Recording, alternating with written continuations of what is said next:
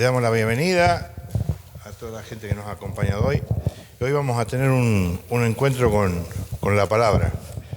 Primero agradecer al Padre Daniel que nos permitió este encuentro en esta parroquia.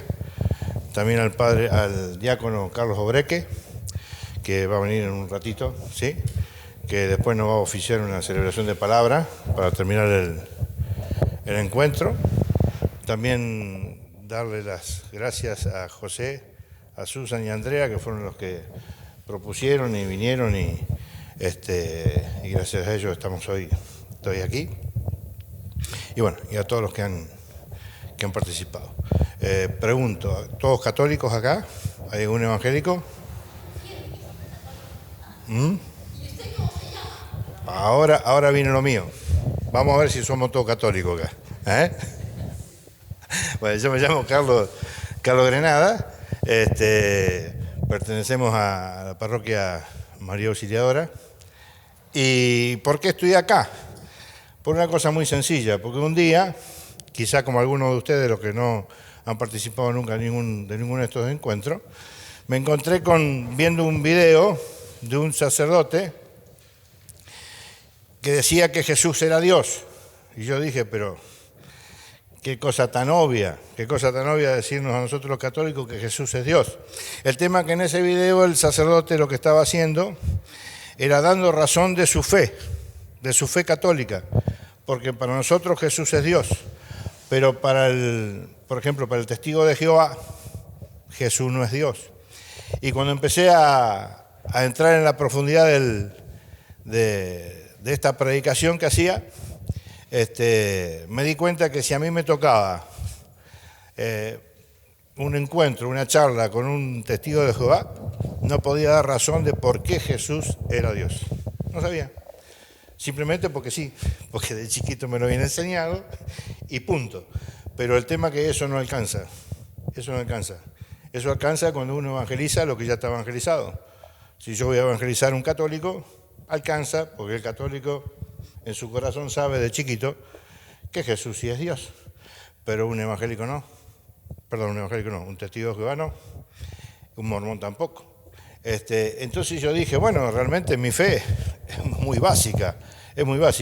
Y de ahí, bueno, el Señor me dio este don de poder entrar en las profundidades de la Escritura y tomar en serio el hecho de que la apologética, que es extender y defender la fe de uno a través de la Sagrada Escritura, es importante para mí y para la Iglesia, porque cuando Dios te da, ¿sí?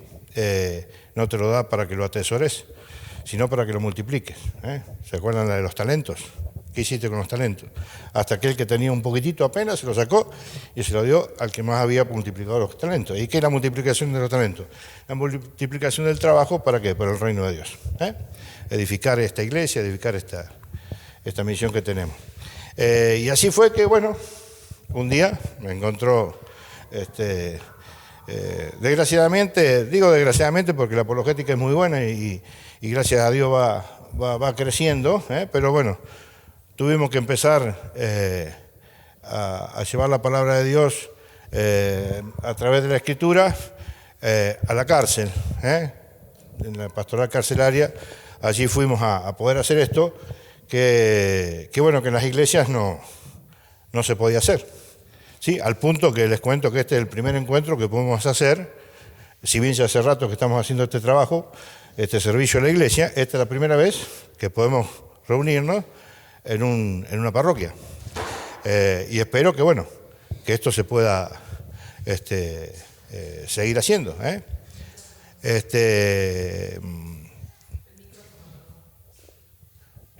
que esto va directamente a la grabación, no es para el ambiente. Entonces, y allí nos pudimos formar bien, dio muchísimos frutos el hecho de hacer este trabajo. Y después empezamos con el tema de los cursos de Biblia, que hoy lo estamos desarrollando en la Catedral de Neuquén, programas en la radio, etcétera. Y bueno, y acá estamos tratando de hacer un servicio a Dios, que es lo más importante.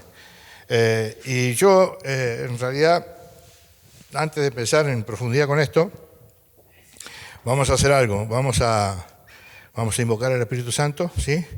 Y después vamos a empezar con un testimonio, ¿sí? Un testimonio ¿para qué el testimonio? Simplemente para que ustedes puedan entender que la que convierte es la palabra. Ninguno de acá podemos convertir absolutamente a nadie. Todos somos siervos inútiles, como dice la palabra, pero Dios necesita de esos siervos inútiles, ¿para qué? Para que a otros les llegue la palabra de Dios. Y esa palabra, ¿sí? Que es Cristo, ¿sí? Es el que convierte. Y esa es la maravillosa novedad, es la maravillosa noticia, ¿no es cierto?, del Evangelio de Cristo. Pero ese Evangelio tiene que ser derramado a la gente. ¿A través de qué? De gente que se tome en serio la palabra de Dios, que tengan celo por anunciar el Evangelio. Y ver, por eso en este testimonio que vamos a ver un ratito, cómo el Señor sí cambia los corazones de las personas. Así que bueno, pongámonos de pie y vamos a hacer una oración y repitan conmigo, ¿sí? Santo y Divino Espíritu, destruye en mí toda indiferencia, toda pereza espiritual, todo temor, todo miedo, toda duda. Lléname plenamente de tu luz, de tu paz, de tu gozo, de tu sabiduría, de tu alegría. A ti, Divino Espíritu, que eres Dios,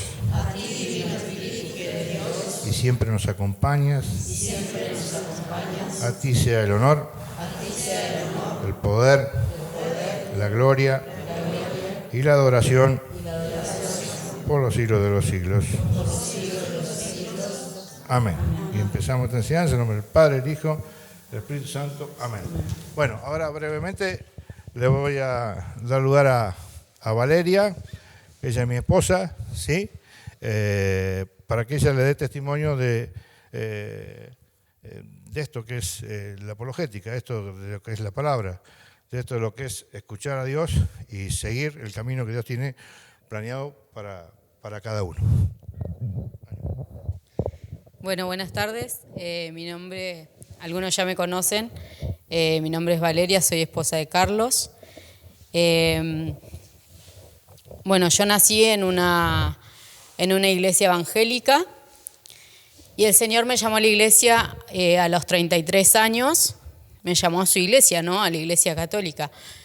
Y yo veo la importancia de la apologética porque veo que la palabra convierte los corazones y nos va mostrando lo que Jesús quiere, ¿no? No lo que nos dice una persona, no lo que piensa una persona, sino lo que Jesús quiere mostrarnos. Yo veo que el Señor conmigo ha sido buenísimo, que se ha enamorado de mi alma, de un alma pecadora, y la trajo a su iglesia, ¿no? Por infinita misericordia. Yo venía pensando esto mientras veníamos en el auto, ¿no? Qué bueno que es el Señor, que me tiene en su iglesia, que me ha llamado, pero me ha llamado justamente para esto, ¿no? Para poder anunciar el Evangelio, para poder trabajar para el Señor, que es la única meta, ¿no? La única razón de la vida del cristiano, debería ser esa, ¿no? Poder salvar almas, poder anunciar este amor de Cristo, este amor de cruz, este amor que traspasa todo lo que nosotros podemos imaginar, ¿no? Yo a los 15 años dejé de ir a esa iglesia evangélica y vivía muy tranquilamente la vida, ¿no? Vivía creyendo y queriendo creer que Dios no existía. Porque si Dios era eso que me habían predicado anteriormente, yo no lo quería. No lo quería para mí, no lo quería en mi vida, ¿no? Y sin embargo, en un momento, el Señor me llama a su iglesia y por su infinita misericordia me tiene acá, ¿no? Yo pienso en esto, en una noche en un lucernario, estaban todas las luces apagadas y yo digo, ¿qué están haciendo acá? Y entra el sacerdote, ¿no? Con un cirio prendido y dijo, esta es la luz de Cristo. Y esa noche el Señor convirtió mi vida, convirtió mi corazón y lo convirtió al catolicismo, ¿no?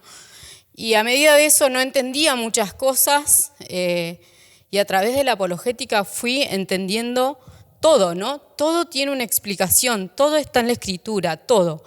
Pero la depositaria de la verdad es la Iglesia Católica, entonces no podemos nosotros hacer una interpretación privada de la Biblia, sino que tiene que ser interpretada en la Iglesia, ¿no? En la Iglesia de Cristo.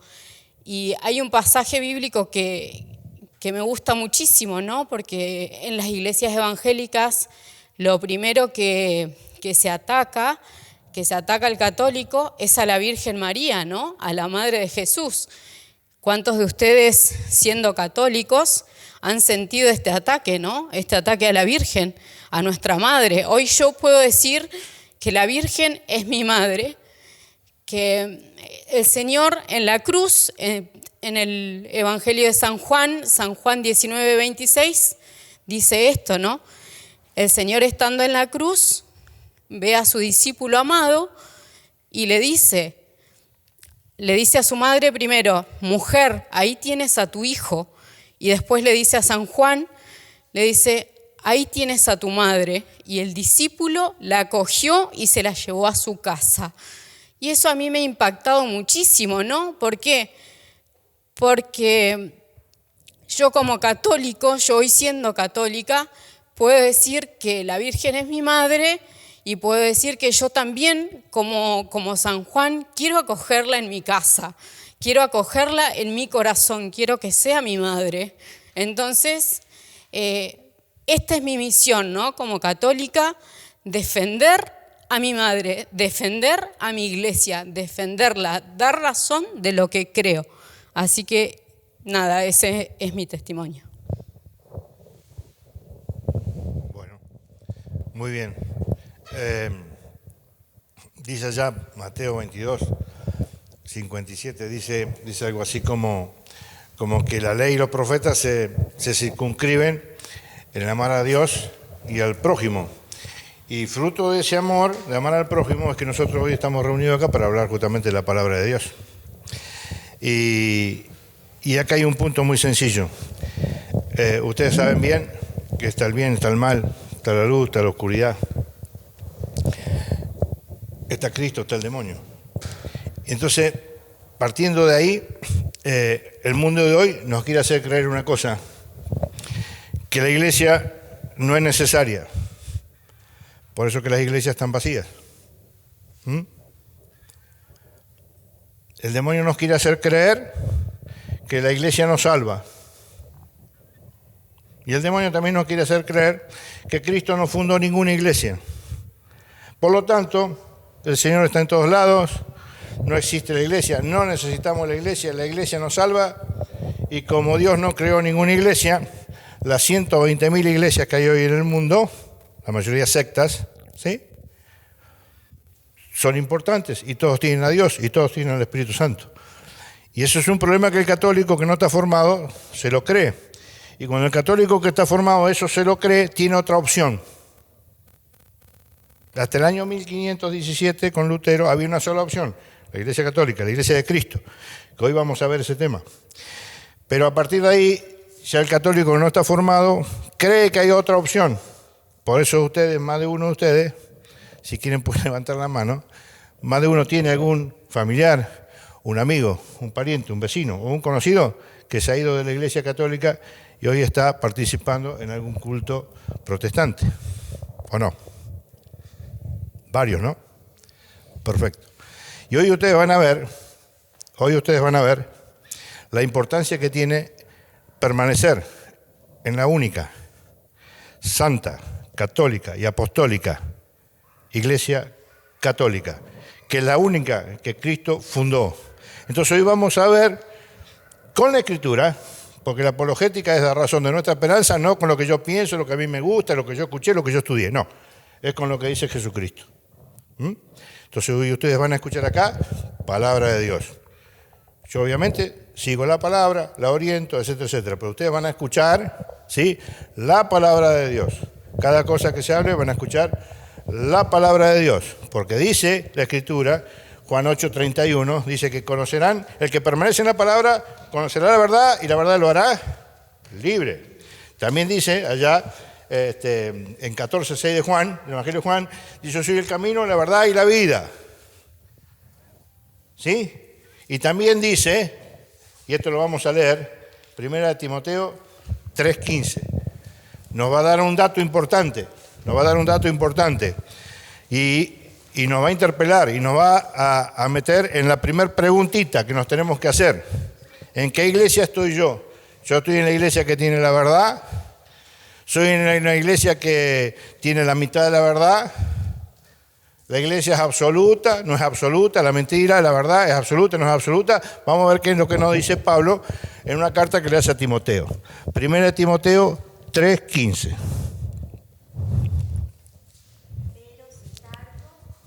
Para que sepas cómo hay que portarse en la casa de Dios. O sea que Dios tiene una casa, para empezar. Dios tiene una casa. Y vamos a ver cuál es esa casa. Una casa, no dos. Una. ¿Cuál es esa casa? Que es la iglesia de Dios vivo. O sea que la casa de Dios es la iglesia del Dios vivo. ¿Y por qué es tan importante esa iglesia del Dios vivo? ¿Por qué es tan importante esa casa de Dios? Porque en esa casa hay algo que es central. Lo vamos a escuchar ahora. Columna y fundamento de la verdad. Columna y fundamento de la verdad. O sea que la columna y el fundamento de la verdad lo tiene ¿qué? La iglesia católica. ¿Y por qué digo católica? Porque ahí no dice católica. Se los anticipo porque lo que vamos a ver hoy es poder ver en la Escritura que esa iglesia de Cristo que tiene la verdad es la iglesia católica. Y si descubrimos que la iglesia de Cristo es la que tiene la verdad, ya no tenemos opción. Que con la ignorancia la podemos llegar a tener, pero una vez que ya sabemos que esa iglesia es la iglesia católica y que en esa iglesia se encuentra la verdad, nadie es tan tonto como para querer estar en la mentira. Y pregunto, ¿quién es el padre de toda mentira? El demonio. Muy bien. Juan 8:44. Padre de toda mentira, el demonio. ¿Y saben cuál es la peor mentira? La que se disfraza de verdad. O sea, una media verdad. Te cuento la mitad, la otra parte te la dejo porque no corresponde. Es una gran mentira. Una media verdad es una gran mentira. El demonio se maneja así. ¿Sí? Te permite el perdón con Dios, pero no en el sacerdote. Te dice que Dios te perdona, y es cierto, Dios perdona. Pero a través del sacerdote, te quita el sacerdote. Al quitarte el sacerdote, te quita el ministerio de la reconciliación. ¿Me entienden cómo es el tema? Entonces hoy vamos a entrar de lleno a ver cómo Jesucristo edifica esa iglesia. Porque el que edifica es Él. Y lo vamos a empezar a ver ahora. Vamos a empezar con Marcos 3:13. ¿Sí? Marcos 3:13.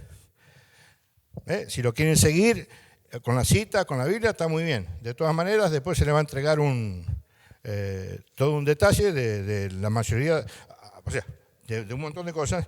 Espero que muchas de ellas podamos incorporarlas hoy. Entonces, en Marcos 3:13 vamos a ver cómo Jesús empieza a delinear, ¿sí? Su iglesia. ¿De qué manera? ¿De qué manera? Miren, empezamos. Subió al monte. Subió al monte. Dice que Jesús subió al monte. Eso tiene una enseñanza importantísima, porque siempre el maestro tenía dos condiciones. Una está allá en el Sermón de la Montaña, que era de sentarse relajado ante sus discípulos. ¿En dónde? En un lugar elevado. ¿Sí? Acá lo vuelvo a expresar de nuevo. Subió al monte, y fíjense lo que hizo una vez que subió al monte. Y llamó a los que él quiso. Y llamó a los que él quiso. Por eso, que si alguno te está preguntando acá, ¿qué hago yo acá? Sepa que está porque Dios así lo quiso. El objetivo, cada uno tiene que saber por qué y a dónde va. Pero lo cierto es que Dios llama al que quiere. Y en esta oportunidad Dios llamó a los que Él quiso. ¿Y quién eran esos que Él quiso? Cuando estuvieron junto a Él, creó un grupo de 12. Escuchen, creó. Cuando alguien crea algo es porque no existía, ¿o sí? creó algo porque no existía. Entonces, ¿qué es lo que hizo Jesús?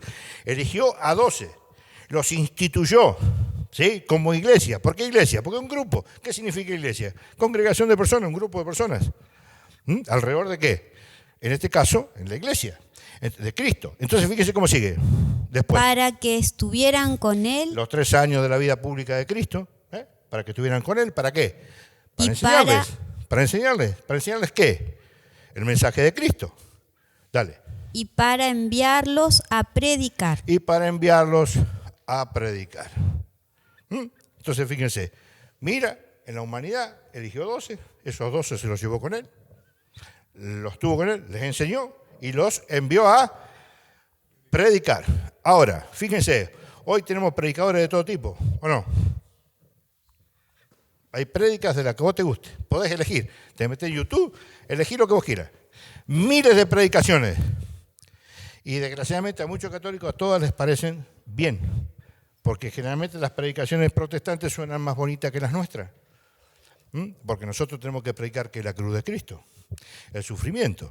Tenemos que predicar la confesión con un sacerdote. ¿A quién le gusta ir a sentarse con un sacerdote? Porque para entrar en esa realidad de reconciliación hay que humillarse. Es un mensaje diferente. Y el otro mensaje es muy sencillo. Confiesa con tus labios que Dios es el Señor y ya somos todos salvos. ¡Qué fantástico! Miren qué fácil que es ganarse la vida eterna. No. Porque Cristo tiene una iglesia y a esa iglesia le dejó la enseñanza. Y ahora lo vamos a ver. Lo vamos a ver en Mateo. Lo vamos a ver en Mateo y lo vamos a ver en Marcos. Una me busca Marcos 16, 15 y el otro lector Mateo 28, 19. Y van a escuchar cómo son los 2 envíos que hace el Señor. ¿Y para qué? Escuchen. Id Mateo. pues, O sea, es una orden. Fíjense cómo dice el Señor. Id pues, vayan. No que si me gusta, si no me gusta, si tengo tiempo, no tengo tiempo, no vino, me quedo, me voy. No. Vayan. y haced discípulos a todas las gentes. Católica. Primer condición de la iglesia. Católica. Católic, en griego significa universal. Universal. Y la iglesia católica es universal.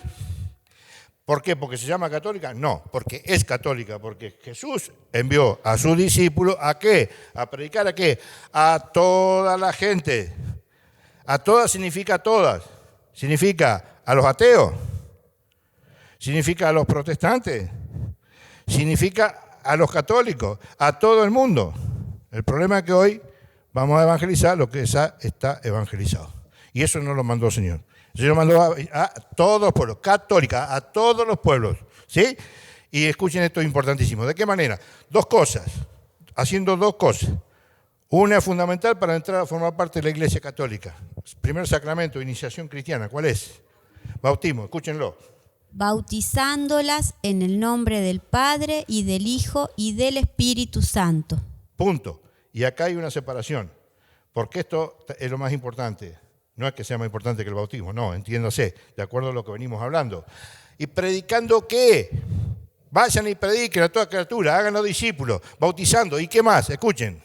Y enseñándoles a guardar todo lo que yo os he mandado. Todo lo que yo os he mandado, no lo que a ustedes se les pasa por la cabeza.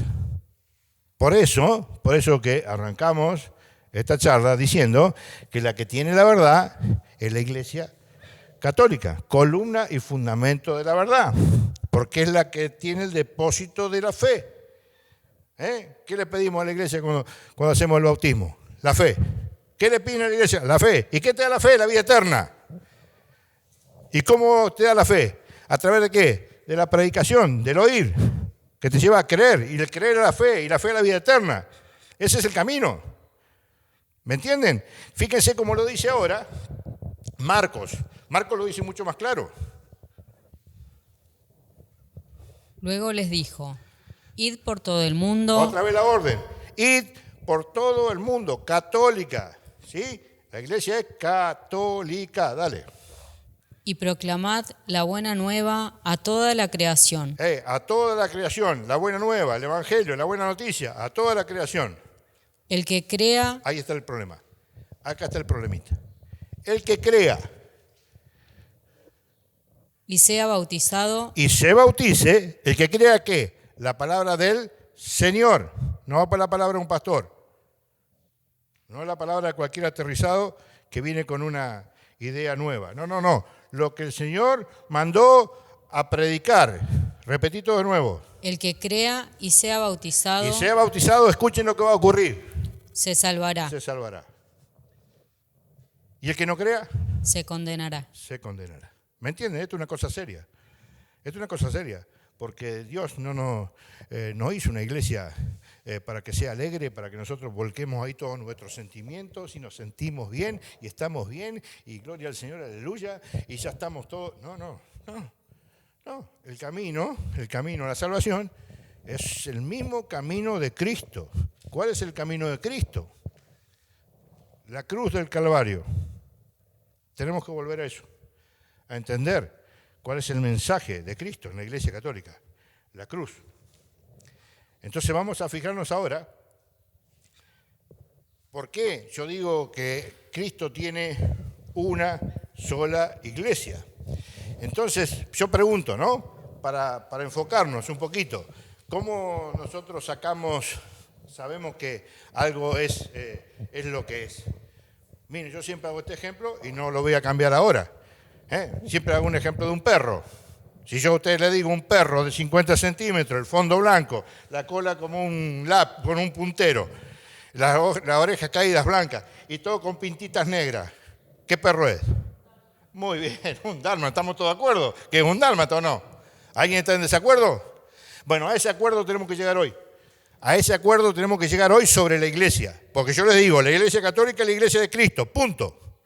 Ahora yo les tengo que demostrar a ustedes con la escritura que eso es verdad.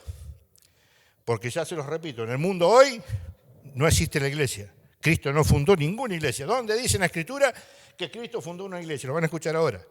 ¿Dónde dice la escritura que la iglesia salva? Lo van a escuchar hoy. ¿Dónde dicen ustedes que la iglesia llena de pecadores santa? Hoy lo van a escuchar. ¿Dónde están escuchando que la iglesia es católica? Ya lo escucharon recién. Es católica, universal, para todo el mundo. ¿Dónde van a escuchar que la iglesia es apostólica? Lo van a escuchar hoy. Ahora, enseguida.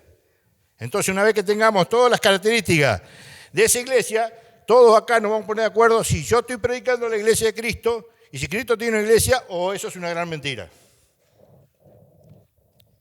¿Y cómo te das cuenta si un profeta es verdadero o falso? Por lo que dice. Porque ¿cuál es el carisma del profeta? ¿O del que evangeliza? ¿O el que viene a anunciar a Dios? ¿Cuál es? ¿El maestro? ¿Qué? La palabra de Dios. La palabra de Dios acusa. Siempre acusa. Te pone adelante de la realidad, de la verdad. Entonces hoy vamos a ver en Mateo 16, 18, que Cristo sí fundó una iglesia. Y vamos a empezar a ver algunas características de esa iglesia. Que Cristo fundó una iglesia. Y lo vamos a ver en Mateo 16, 18. Escuchen. No se preocupen en anotar. Y eso si a alguien le cuesta, porque todo el material está para que se lo lleven cuando terminemos la predicación. Vamos. Y yo a mi vez te digo que Jesús dice, y yo a mi vez te digo que tú eres Pedro. Que tú eres Pedro. Ya vamos a volver sobre eso. Pero lo importante acá es la segunda parte del versículo. Yo a mi vez te digo que tú eres Pedro. Y que sobre esta piedra sobre esta piedra. Pedro, escuchen ahora, escuchen. edificaré mi iglesia. Edificaré mi iglesia. ¿Quién es el edificador de la iglesia de Cristo? Él. Edificaré mi. ¿Cuántas iglesias son? Una. Edificaré mi iglesia. Cristo tiene una iglesia. ¿Y quién la edifica? Él. ¿Cómo? No te escucho. Ya vamos a llegar a eso. Sí, señor. Eso está en Colosenses 1:18. Que Cristo es la cabeza del cuerpo, que es la iglesia. Muy bien. Excelente. Escuchen. Entonces, Cristo tiene una iglesia. No dice mis. Entonces, Cristo tiene una sola iglesia. ¿Y en qué iglesia yo quiero estar? En la de Cristo. Porque si estoy en la iglesia de un hombre que fundó una iglesia, la puede hacer. Hoy hay libertad religiosa. Cualquiera de acá que tenga un poco de de Parla, sí, Gustavo, muy bien, de Parla, y dice, no quiero creer más en esto, se va a otro lado y arma una iglesia. ¿O no ha pasado? ¿O no conocen caso? Montones. Pero lo cierto es que Cristo tiene una iglesia.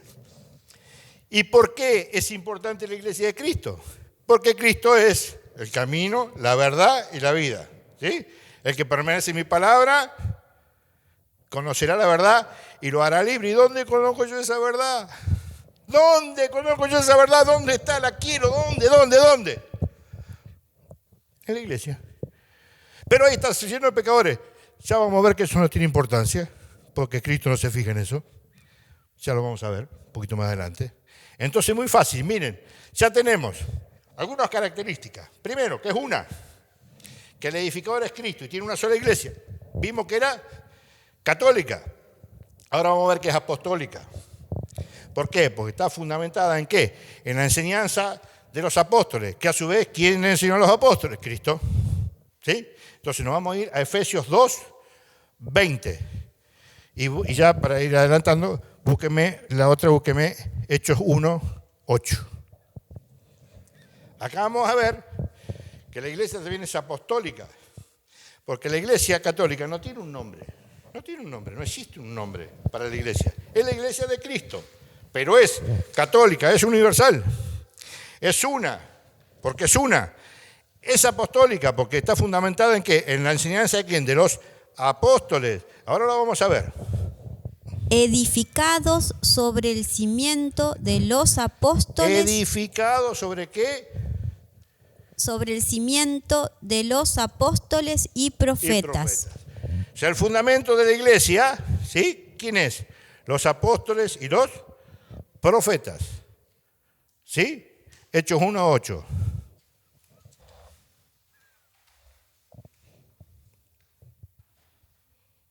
Al contrario, cuando el Espíritu Santo venga sobre vosotros... Escuchen, le está hablando a los apóstoles. ¿Y cuál es la promesa que le hace Cristo? Ahí ya estaba resucitado. Quédense tranquilos, que cuando el Espíritu Santo llega a ustedes, reciben el Espíritu Santo, ¿qué vamos a poder ser? Seréis mis testigos en Jerusalén. En Jerusalén. En toda Judea. En toda Judea. Y Samaria. Y hasta los confines de la tierra. Católica y apostólica. A eso tenemos que nosotros pretender llegar. ¿Sí? ¿A qué? A poder recibir el Espíritu Santo. ¿Para qué? Para poder ser testigos de Cristo. Pero para ser testigos de Cristo, primero tenemos que dejarnos llenar del Espíritu Santo. Vaciar nuestro corazón de pecado y dejarlo que se llene con el Espíritu Santo.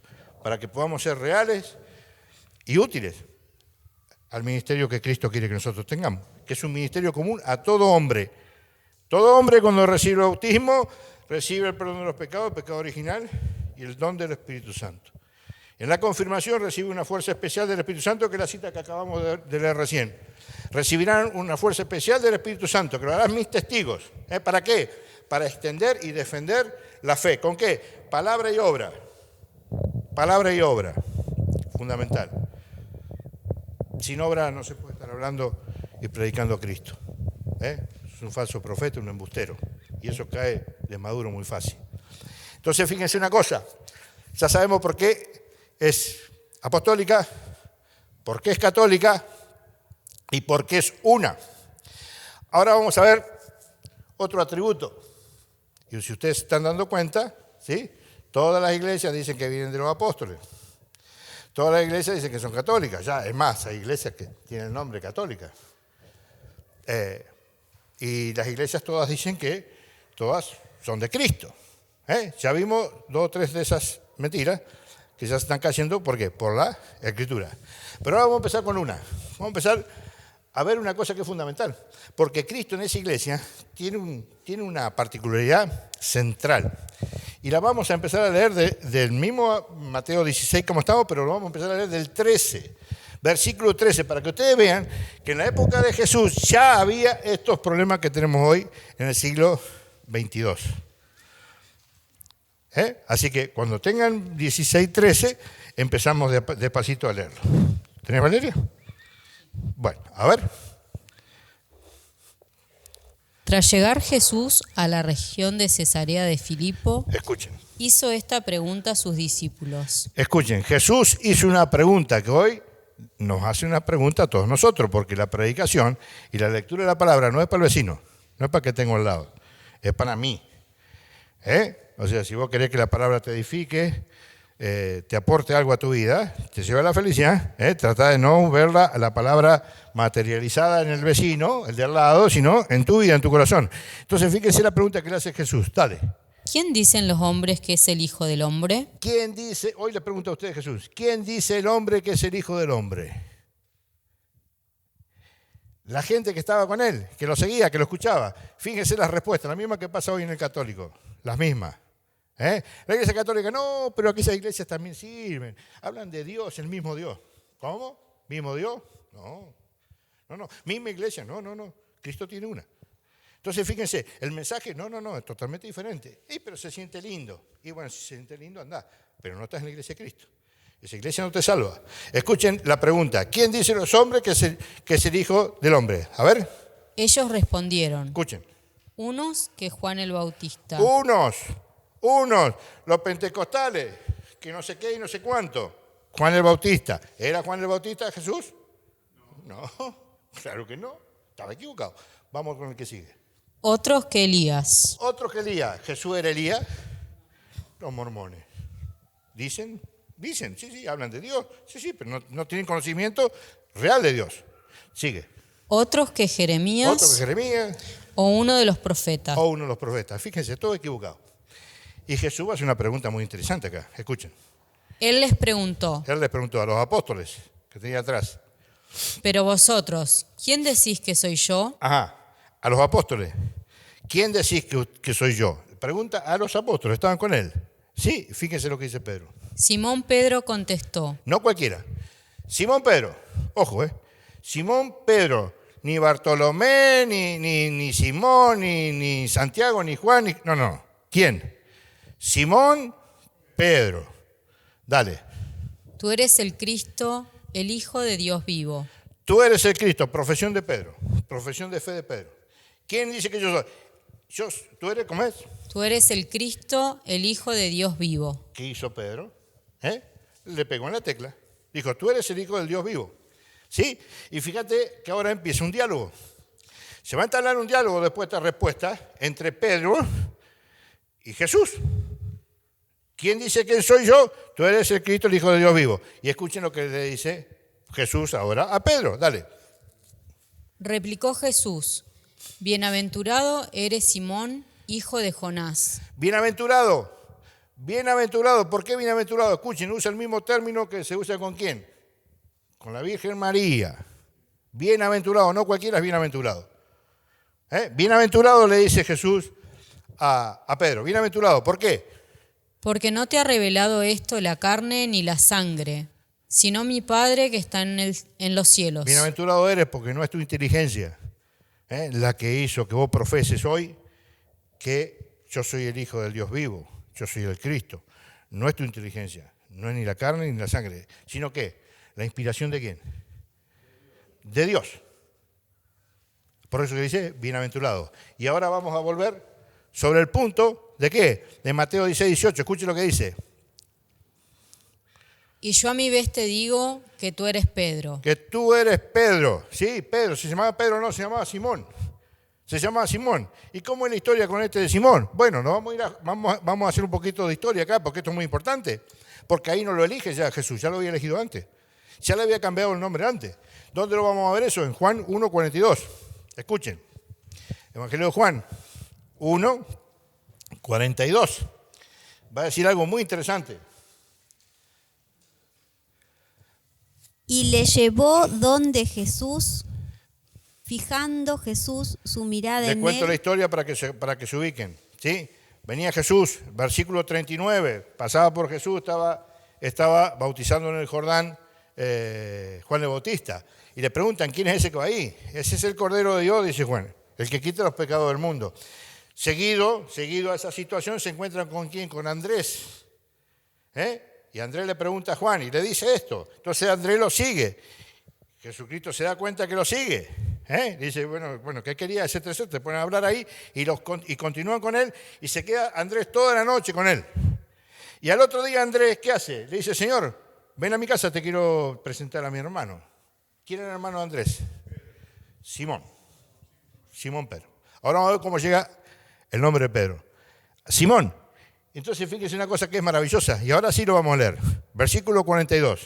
Y le llevó donde Jesús, fijando Jesús su mirada en él, le dijo, tú eres Simón, el hijo de Juan, tú te llamarás Cefas, que quiere decir piedra. ¿Se dan cuenta?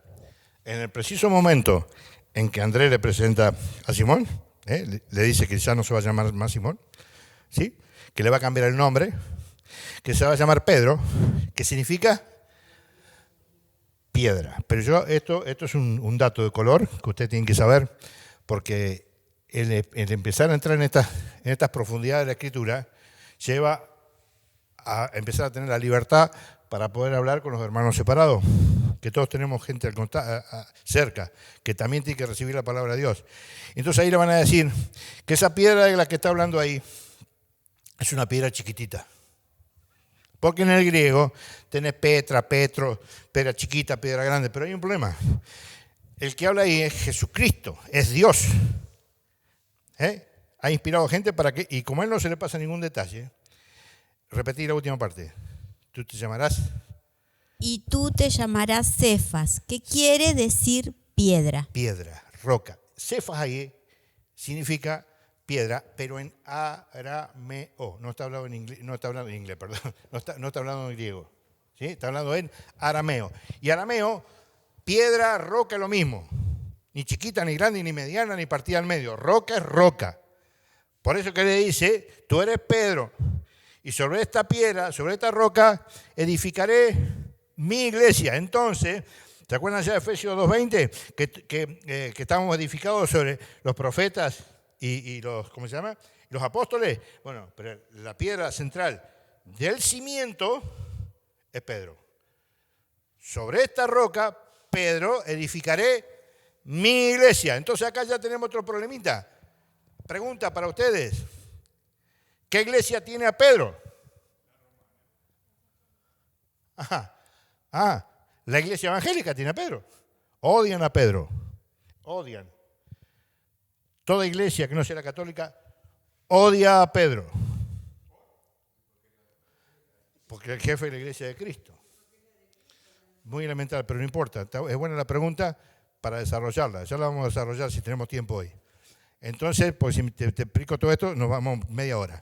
Entonces vamos a seguir centrándonos en esto. Ya tenemos varias características. Que es una, que es católica, que es apostólica y que tiene a Pedro como autoridad. Entonces te dicen, pero ¿y ustedes cómo le van a decir papa? ¿Por qué papá? Ese tipo que tiene allá lleno de oro, que no hace nada, pecador como todos nosotros, vive como un rey. No tienen ni idea de lo que hablan. Sufrimiento de un papa tremendo. ¿Y por qué le dicen papá? ¿De dónde papá? Y lo vamos a ver con la escritura. Mientras ellos lo buscan, yo les voy a hacer un par de comentarios. Isaías 22:20. Le voy a hacer un par de comentarios que es muy importante. Mateo, el evangelista, cuando habla en profundidad con respecto a estos temas. ¿Por qué? Porque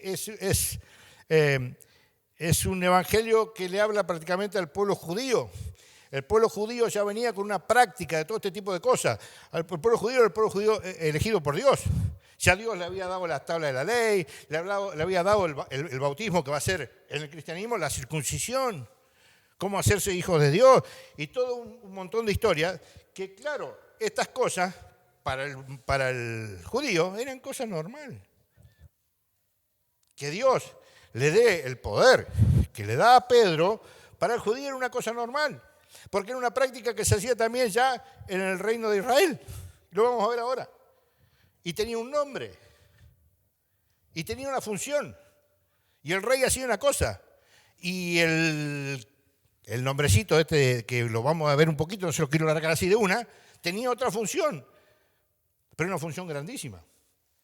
Entonces ahora vamos a ver cuál es la función de esta persona en el reino de Israel. Y después vamos a ver la función de esta persona en el reino, pero no de hombres, no de Israel, sino en el reino de Dios. Entonces fíjense cómo lo dice, despacito, para que lo entendamos. Aquel día llamaré a mi siervo Eliaquín, hijo de Hilquías, le vestiré con tu túnica, le ceñiré tu fajín. Escuchen, está revistiendo a alguien, ¿sí? Vamos a ver para qué. Dale. Le entregaré tu autoridad. ¿Qué está haciendo el rey? Le está cambiando la autoridad a un mayordomo, que ahora vamos a ver en la Biblia cómo lo dice, un mayordomo, y se lo está entregando a otro. Entonces, ¿qué es lo primero que hizo? Lo revistió. Una vez que lo revistió, ¿le da qué? Repetí. Le entregaré tu autoridad. La autoridad. O sea que esa persona tiene autoridad. Y vamos a ver para qué. ¿Para qué tiene esa autoridad? Y será lo mismo que un padre. Primera autoridad. ¿Para qué? Para mostrarse ante el pueblo judá, que ahora lo va a decir, con la autoridad de un padre. ¿Cómo se manifiesta un padre? ¿Siempre bondadoso? ¿Siempre reprendiendo? No, algo normal, queriendo que ese hijo vaya en el camino que tiene que ir. Eso es un padre.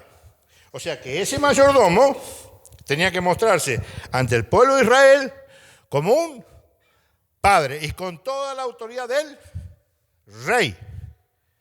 Por eso que nosotros al Papa le decimos Papa o Papá. Porque él es elegido por Dios para ser la roca en la cual él edificó la iglesia. Y él se tiene que mostrar ante el pueblo de Dios como un padre.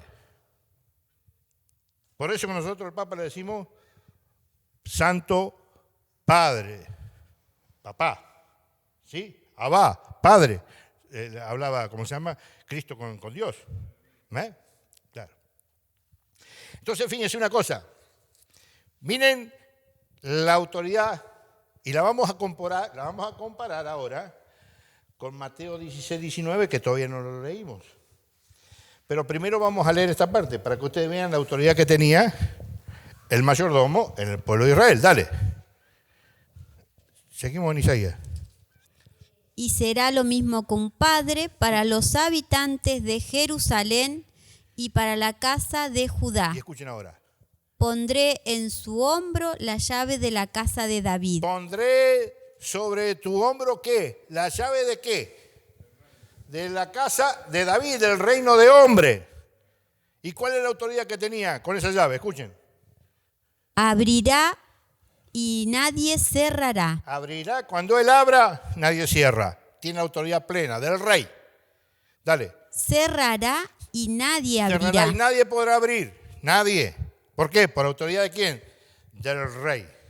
Imagínense, estamos hablando ahora, que lo vamos a leer ahora, vuelvan a 16, 18 de Mateo, para que ustedes vean ahora cuánta más autoridad tiene un hombre que le cuida la casa al Rey de Reyes, Señor de Señores, a nuestro Señor Jesucristo. ¿Cómo va a decir esa barbaridad? Lo vamos a leer, muy fácil, muy sencillo, ¿sí? Lo leemos y se acabó la historia. Palabra de Dios, el que la quiere creer, la cree, y el que no, allá él, ¿sí? Entonces muy fácil, Vamos de nuevo, 18 y seguimos. Y yo a mi vez te digo que tú eres Pedro, Tú eres Pedro. y que sobre esta piedra edificaré mi iglesia. Punto. Y ahora vienen las promesas. La promesa y la autoridad. Fundamental. Primero, porque Dios es fiel. Dios cumple todas las promesas. Hoy yo le hago una pregunta a ustedes. ¿Por qué se creen que la iglesia católica existe todavía? Con todos los escándalos y todas las historias que ha habido durante 2000 y pico años. ¿Por qué? Porque está Cristo. Si no, ya no existiríamos. Es otro pequeño detalle más. Para tener en cuenta que la iglesia es la iglesia de Cristo. ¿Sí? Y fíjense, la promesa, ¿cuál es la promesa que le hace Cristo? Porque sigue en el diálogo con Pedro. Dice, y fíjense lo que dice ahora, dale. Y las puertas del Hades no prevalecerán contra ella. Las puertas del Hades no van a prevalecer sobre la iglesia, lo que no quiere decir que le dicen que estén tranquilos, vayan, hagan una vida tranquila, piola, vayan a la iglesia, se van a tu casa, no hagan ninguna obra de caridad, no hagan nada, está todo bien. No, dice que el infierno no va a prevalecer. Pero la barca de Pedro, hermano, se va a sacudir. Se va a sacudir. Y se sacude todo el día. Y parece que se cae. Parece que se da vuelta, que se hunde. Pero, repetí la promesa. La promesa. Y las puertas del Hades no prevalecerán contra ella. Nunca, jamás, nunca. Porque ahí está Cristo. ¿Se acuerdan la de la barca? Allá, Mateo 14, 30, 32, por ahí, 27. ¿Qué estaba haciendo Cristo en la barca? Dormía. Y todos los católicos, ¿cómo andaban en la barca? ¿Cómo andamos nosotros ahora? Todos parecemos hormigas, desesperados. ¿Qué hacemos? Hermano, lo tenés a Cristo. Dejá que Cristo te lleve la historia. Sé feliz. Pero para eso hay que tener a Cristo en el corazón, si no es imposible. Entonces fíjese una cosa, primero la promesa, quédense tranquilos, el infierno yo lo garantizo, no va a prevalecer. Van a tener que combatir, pero no va a prevalecer. Y vamos a ver lo que dice ahora, que esto no lo soporta nadie. El demonio no lo soporta. No soporta la autoridad que Dios le da a Pedro, que es la misma autoridad que le daba a ¿quién? El rey al mayordomo en el pueblo de Israel. O sea que esto para los judíos no era cosa rara, lo aceptaban bastante bien porque ya venía... La historia era así. Y fíjense lo que dice, dale. A ti te daré las llaves del reino de los cielos. Lo que ates en la tierra quedará atado en los cielos. Epa, momento. Lo que ates en el cielo, lo que ates en la tierra quedará atado en el cielo. ¿Y lo qué? Y lo que desates en la tierra quedará desatado en los cielos. No hay poder más grande dado a un hombre, nunca, jamás, que este poder que Dios le da a Pedro. ¿Lo pueden creer o no lo pueden creer? Pero esto es palabra de Dios. Te lo voy a explicar cortito. Te lo voy a explicar cortito porque llevaría mucho tiempo, pero es muy fácil. Que la decisión que toma Pedro en la iglesia, Dios la toma en el cielo. Y la decisión que Pedro tome en negativo, por ponerlo así, en la iglesia, Dios hace lo mismo allá arriba. ¿Por qué? ¿Por qué es esto? ¿Por qué? Porque le damos un poder a un loco que haga lo que quiera. No, por dos cosas. Y una vamos a ver ahora. Una te lo voy a contestar con la escritura. 22, 31 de Lucas. Escuchen esto que es fundamental. Ahora lo terminé de entender bien. Lucas 22, 31. Te va a decir el poder que tiene Pedro para hacer las cosas, porque Pedro tiene algo en particular. Para que eso que el hombre dice, ¿cómo? Entonces nosotros estamos librados a lo que a este hombre se le antoje. No, porque en la iglesia, en el capítulo de Juan 16, versículo 13, dice Jesucristo, no se pongan mal, yo me voy al Padre, pero les dejo ¿qué? El Espíritu de la verdad, que les va a mostrar a ustedes toda la revelación completa. ¿Para qué? Para que después podamos juntarnos en el cielo.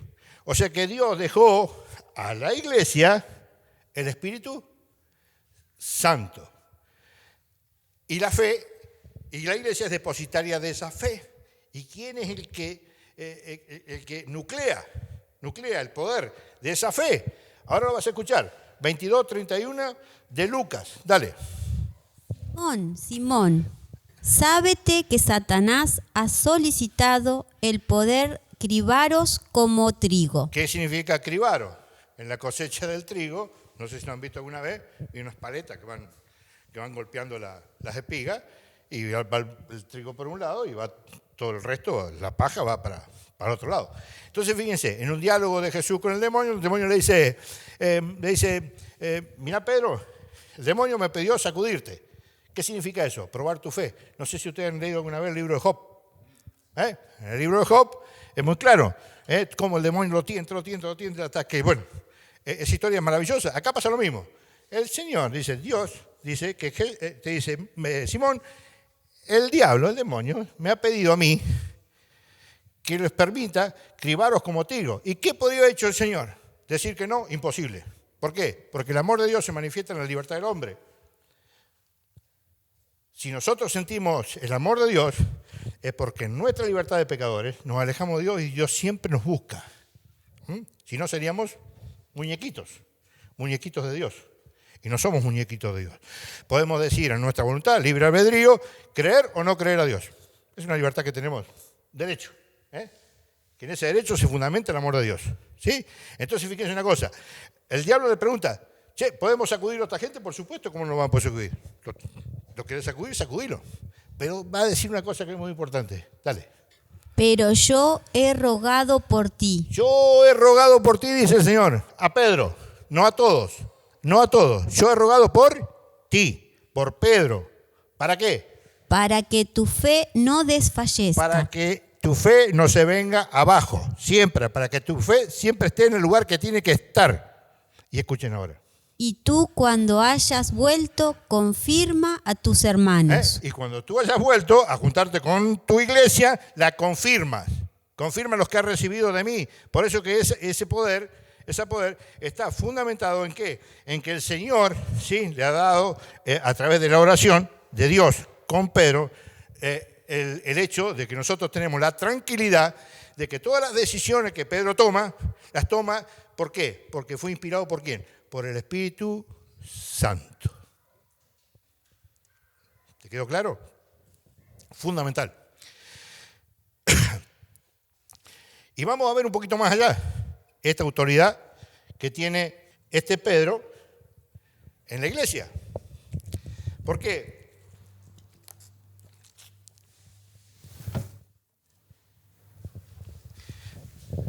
Porque vamos a ver que en la mayoría de los hechos de los apóstoles vamos a observar que es este Pedro el que siempre toma la palabra. Siempre, siempre. Por ejemplo, en Mateo 10:2, búsquenme Mateo 10:2. Escuchen, miren Mateo 10, versículos 2, escuchen lo que dice la Escritura. Ya van a ver cómo siempre lo pone aquí en primero Pedro. Siempre Pedro primero, escuchen. Los nombres de los 12 apóstoles son estos. Escuchen. Primero Simón.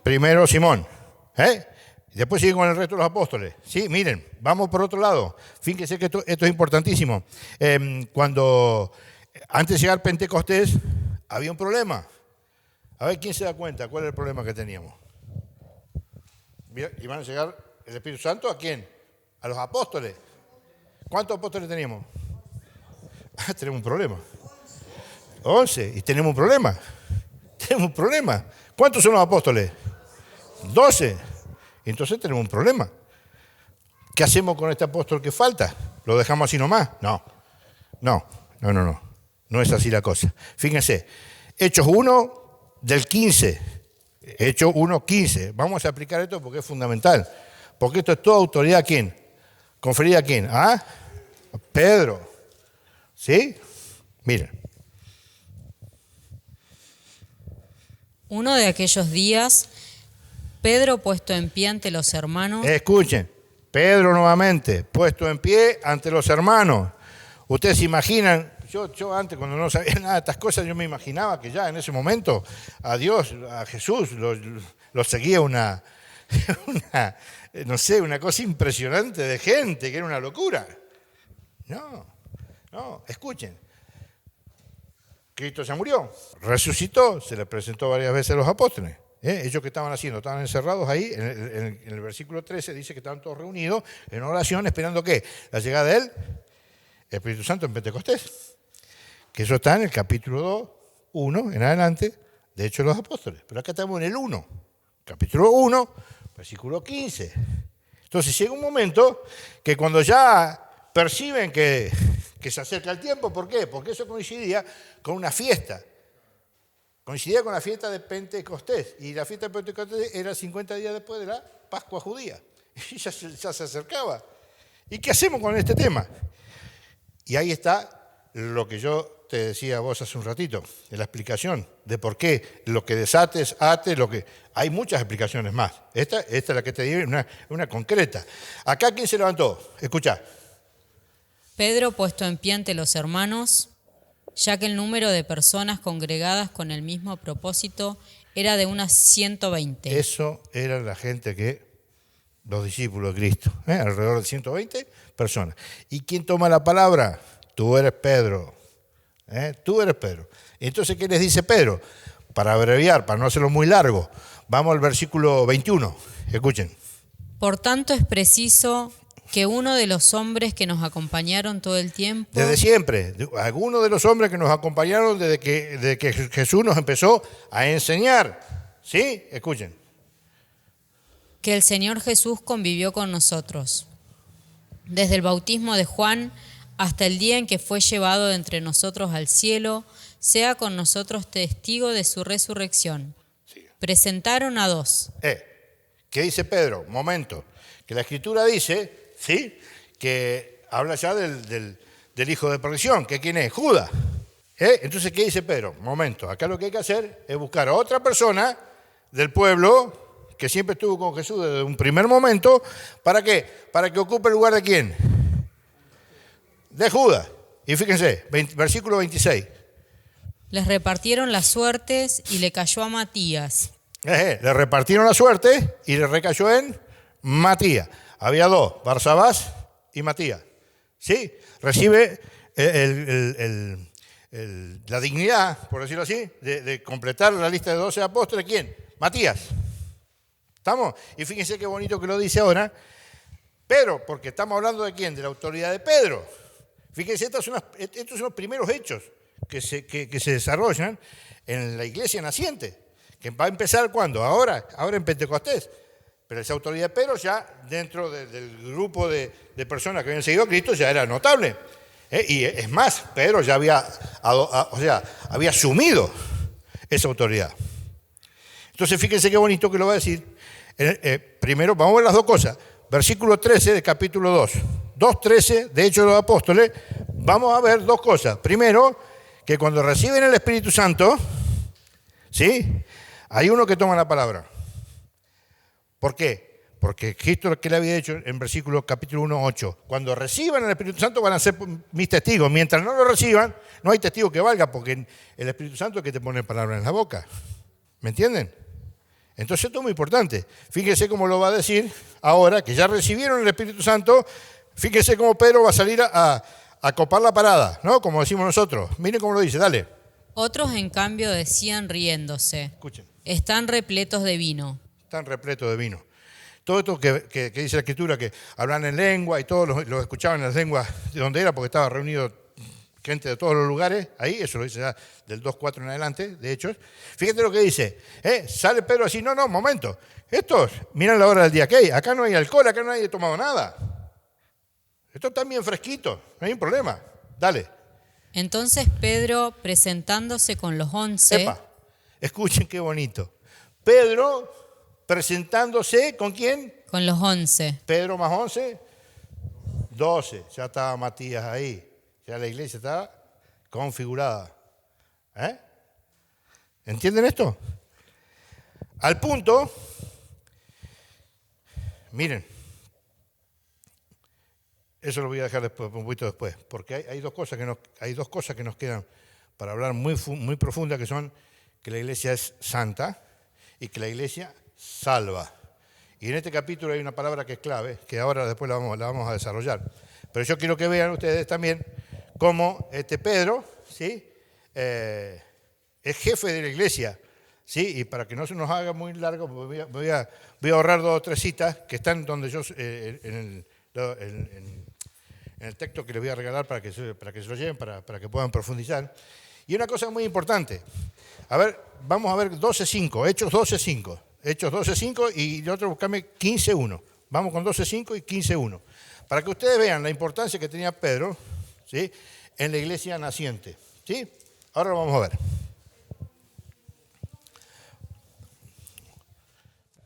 Pedro quedó así custodiado en la cárcel. Escuchen, Pedro, ¿dónde estaba? En la cárcel. Y fíjense qué belleza.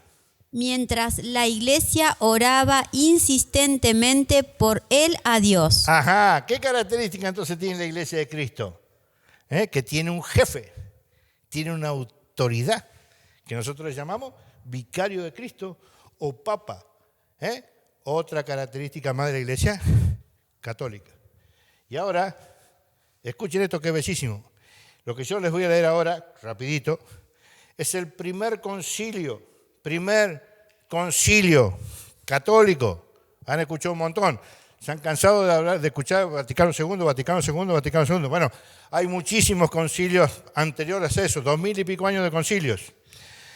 Ahora van a escuchar el primero, porque el primero, gracias a Dios, está contenido ¿dónde? En la Escritura. Está en la Biblia. Y está en Hechos de los Apóstoles 15, del 1 en adelante. Del 1 en adelante se los voy a contar yo. Lo vamos a ver después cuando veamos la acción de Pablo en la iglesia. Pero fíjense qué bonito. Hay un problema. La primera dificultad que tuvo la iglesia, fue el hecho de controlar algunas sectas judías que no entendían esto del bautismo. Y estaban muy arraigados en ellos. ¿Qué cosa? El pacto, que hasta hoy está vigente, el pacto entre Dios y Abraham. Pero ese pacto tenía un sello. ¿Cuál era ese sello? La circuncisión. Era un yugo. El yugo del Señor. Cuando ustedes lean en profundidad el Antiguo Testamento, se van a dar cuenta que eso era un yugo. Entonces había un problema. Cristo, cuando muere y resucita, la resurrección de Cristo, el sacrificio de Cristo, es para toda la humanidad. Para todos. Para el que quiere querer y el que no quiere querer. Para todos. Entonces aquí hay un problema. ¿Por qué? Porque la circuncisión esa del Antiguo Testamento, en el Nuevo Testamento, viene a ser ¿qué? El bautismo. Entonces ya la práctica de la circuncisión se dejaba de lado, pero andásese a entender a los judíos. Los judíos sí, está todo muy bonito, ya no somos más exclusividad del pueblo de Dios, ahora Dios involucró a toda la humanidad para que se acerque también a Él. Hasta ahí estamos de acuerdo, pero ojo, estos que se van convirtiendo, que también que se circunciden. Y eso fue un problema seriosísimo, al punto que ni siquiera Pablo lo pudo resolver. A ver, léeme el versículo 6 del capítulo 15, después léanlo todo, es muy lindo, es muy bueno. Se reunieron entonces los apóstoles y presbíteros para tratar este asunto.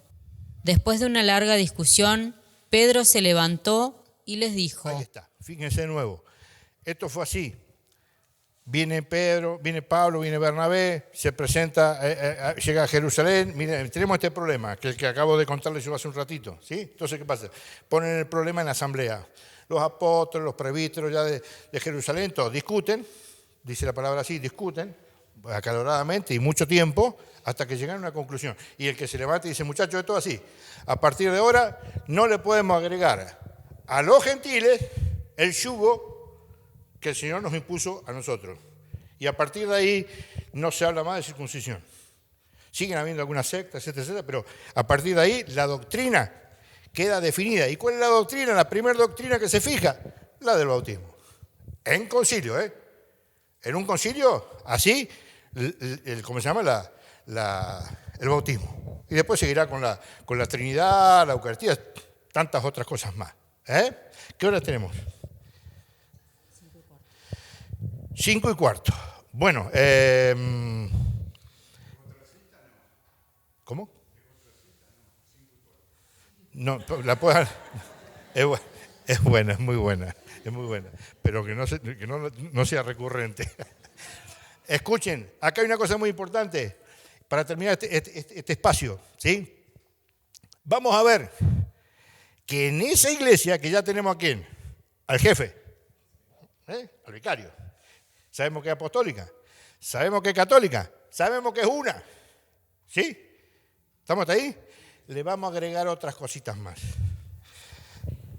Cristo organizó esa iglesia. Y para ir más rápido vamos a ir a dos cititas. ¿Vamos? Bueno, una me busca Efesios 4:11 y la otra me busca 1 Corintios 12:27. ¿Sí?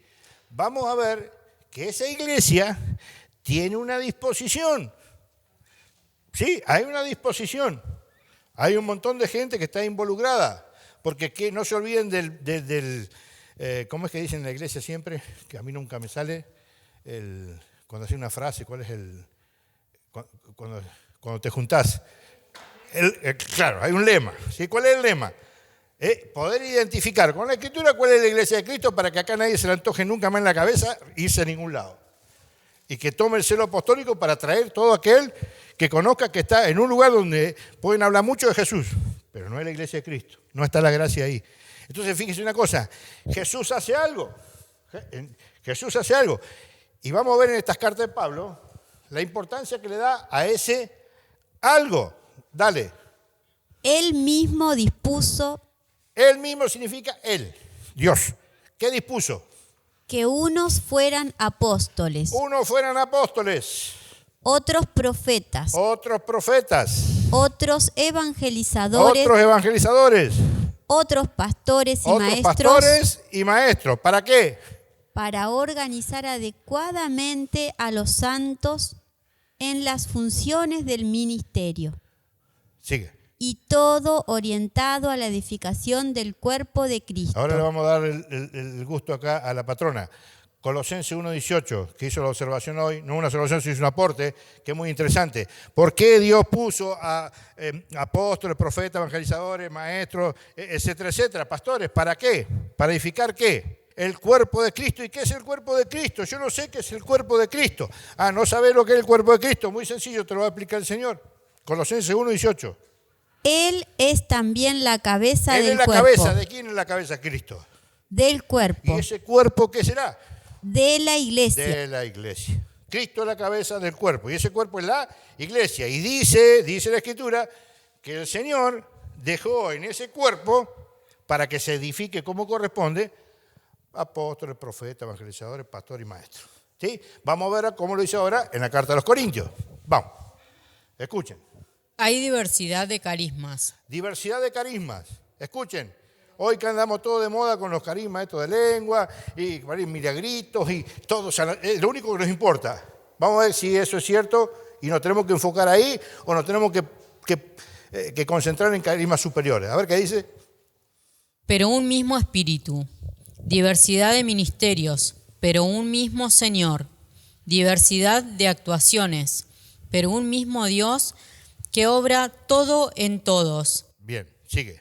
A cada cual se les otorga la manifestación del Espíritu para provecho común. O sea que cada uno puede tener un carisma. ¿Para qué? Para provecho común. ¿Provecho de quién? Del cuerpo. ¿Y qué es el cuerpo? La iglesia.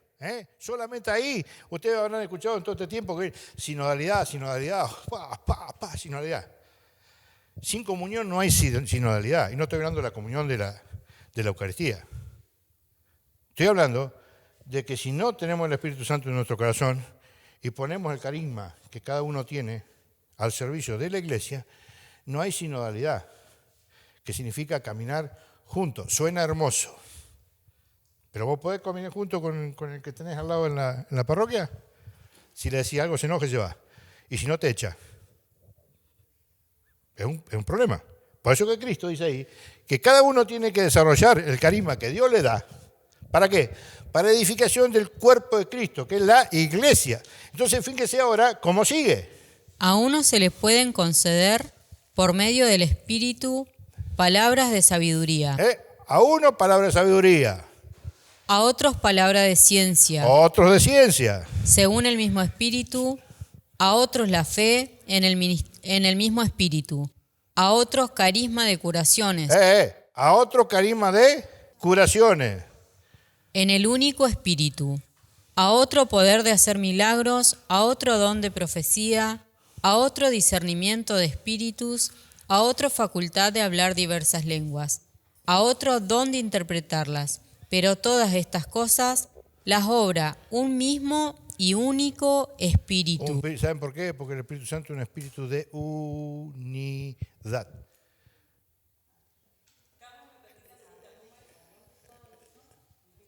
Primera de Corintios 12, 27. No se preocupen porque después se las voy a entregar a todas.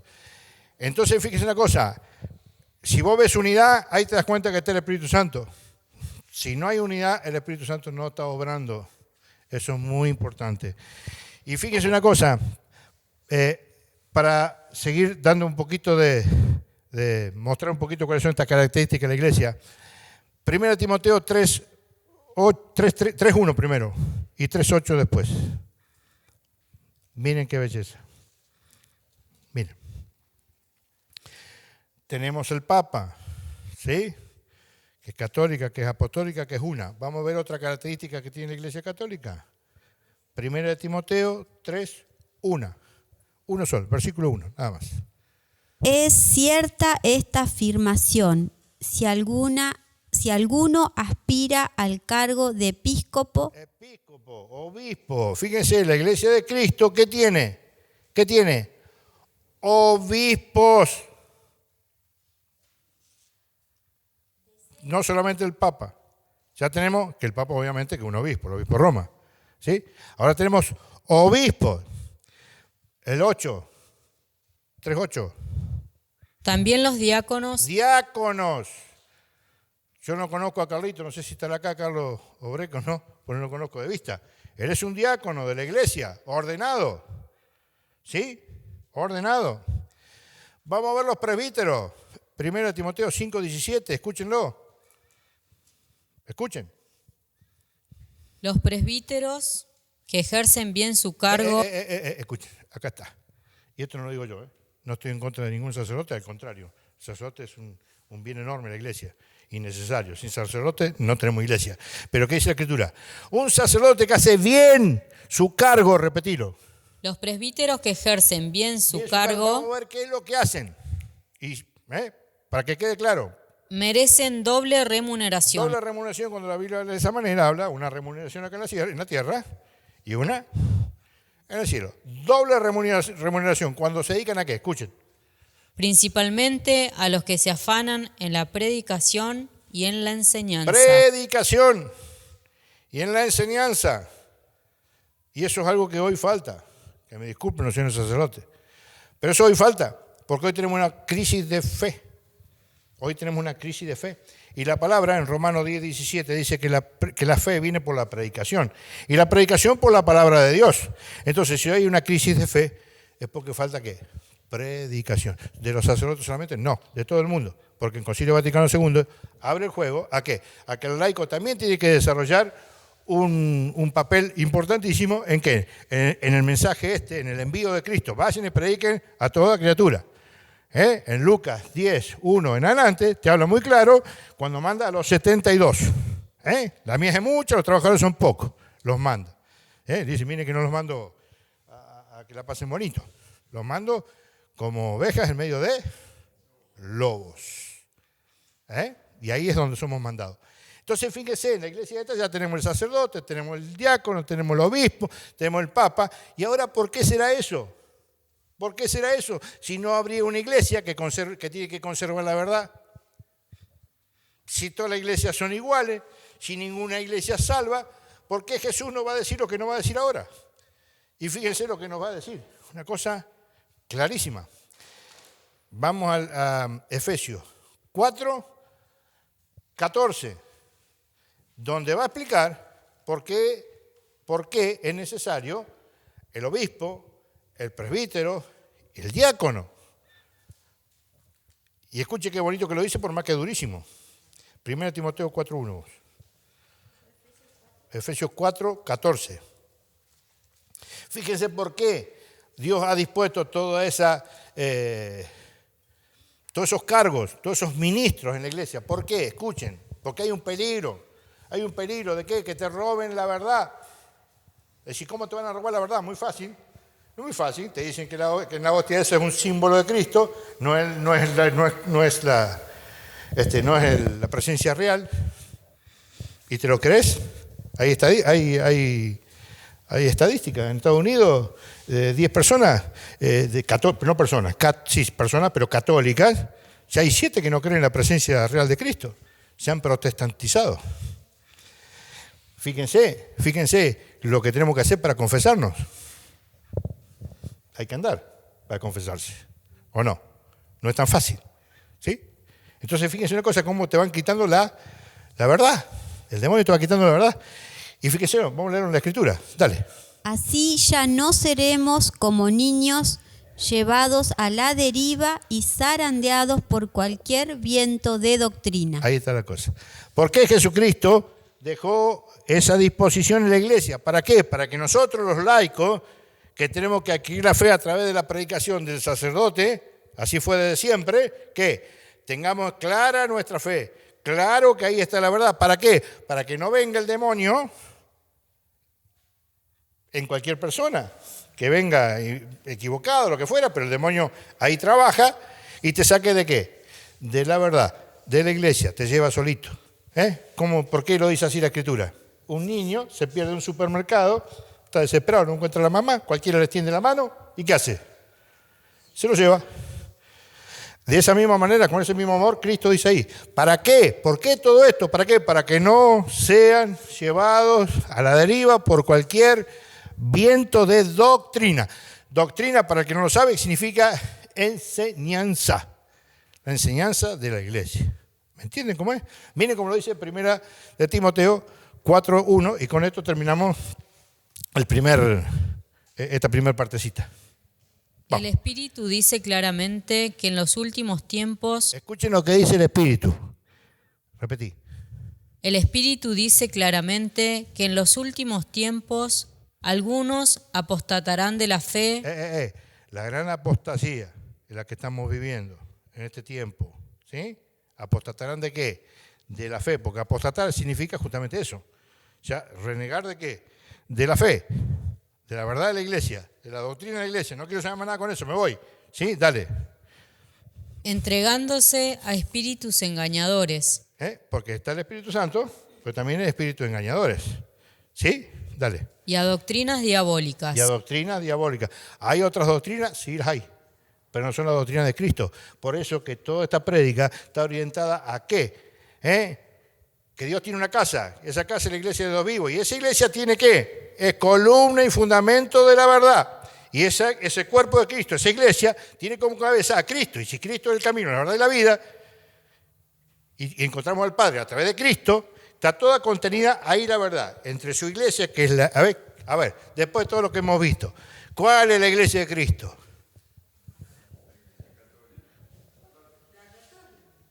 Pero claro, Cristian, no, hermano, es un tesoro enorme estar en la iglesia de Cristo hoy. ¿Sí? Ser católico hoy es el mejor momento para ser católico. Hoy hay una crisis de fe enorme, hoy tenemos que gritarle al mundo que Cristo es amor. Un amor que se despliega por la gracia de Dios en la iglesia y te lleva a la salvación. Y nosotros tenemos que ser luz, tenemos que ser sal, fermento en este mundo que está descreído. Tenemos que entrar en esa realidad. No verla en la iglesia y la fe y todo lo que Dios nos da como una cosa pasiva, algo que está ahí. Ya está. Me quedo en mi casa comiendo galletitas. ¿Qué está edificando? Esto. ¿Qué va a hacer? Yo también hago esto. Bueno, así que bueno, ahora vamos a hacer un intervalo. Ahí miren, nosotros tenemos un grupo ya, que hay varios acá, el grupo ese, que venimos trabajando sobre esto, sobre la apologética. Y ahí las chicas, Susan, por ahí, a los que nunca han participado de eso y quieren dejar su teléfono para poner hacer un grupo de WhatsApp para recibir algunas grabaciones de algunos programas que tenemos en FM 97.3, Radio Divina Providencia, que hacemos programas, estamos haciendo 2 programas ahí, uno de apologética, Conociendo Nuestra Fe el miércoles a las 11 y otro programa el lunes a las 11 donde hablamos tradición y Biblia, porque el católico no se fundamenta solamente en la Escritura. Nosotros nos fundamentamos en la Escritura, en la tradición y en el magisterio. Lo que pasa que para predicarle a los hermanos separados necesita conocer la Escritura. Porque ellos, como se fundamentan en la Escritura, los que tenemos que dar razón de nuestra esperanza somos nosotros, no ellos. Nosotros que estamos en la iglesia, que tiene la verdad, somos los que tenemos la obligación, así lo dice el Catecismo de la Iglesia, a dar razón de nuestra fe. Así que bueno, ahí les van a tomar los datos al que quiera, libremente, ¿sí? Para armar un grupito para que reciban esa información o invitaciones, lo que fuera, después. Ahora cortamos un poquito y vemos la última parte que es, esto no tiene desperdicio. Vamos a ver la acción de Pablo, porque Pablo es el que le da sentido a todo lo que es la iglesia. ¿Sí? O sea que vamos a ver a Pablo, cómo habla Pablo y qué sentido le da Pablo a la iglesia, sobre todo en la carta a los Efesios.